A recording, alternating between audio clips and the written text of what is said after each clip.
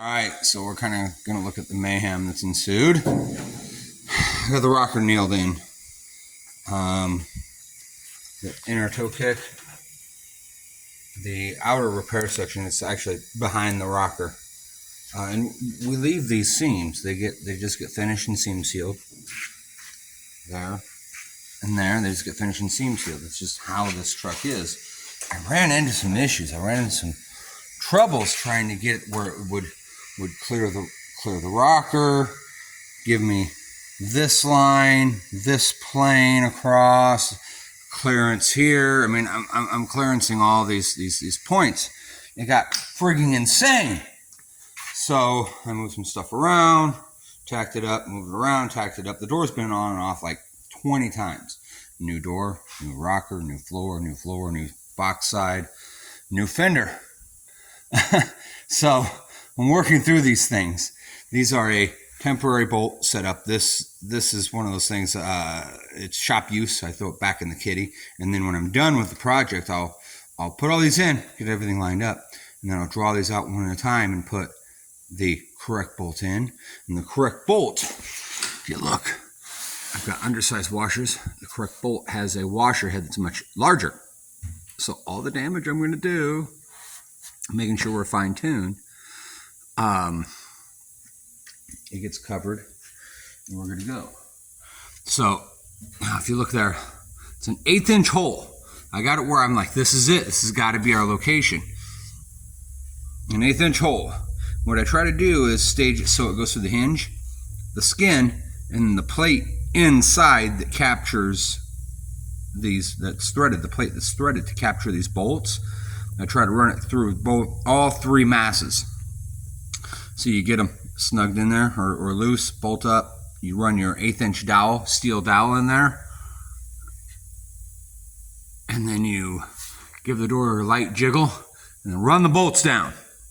And that's going to put you in a position of nearly perfect. And then minor tuning from there as you set doors and all that. So our rockers on. We got a nice, it's a really tight gap, tighter than I would actually prefer, but it's a really nice uniform gap. When the door is shut correctly, it planes everywhere.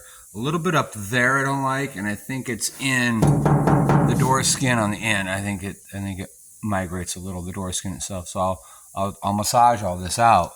I'll get all this to where we like it.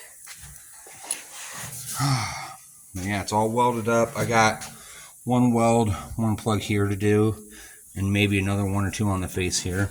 I'm leaving the door on here. So it was really a challenge getting everything lined up on this side, and it fought me, and I pushed and pulled, and I pulled out every dirty trick in the book to make it go where I want.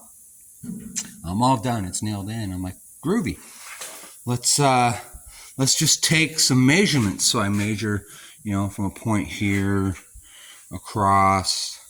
I measure across here to a point over there. I measure the height of the door closed here.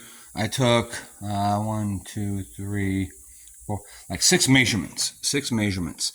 2 pertain to this and this specifically.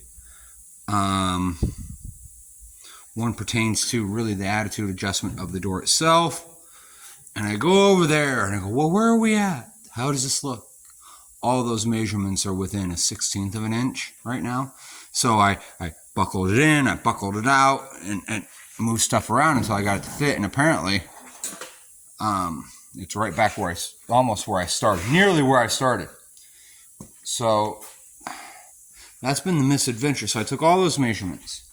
And I come over here and I checked all these measurements. We're going to make it as symmetrical as possible. This is the only measurement that didn't from the floor to here. And I'm going to check it again because I got some stuff below when I patch in that toe kick that will move around because it's floppy. So I'll check that again. But this measurement is the only one that didn't size up perfect.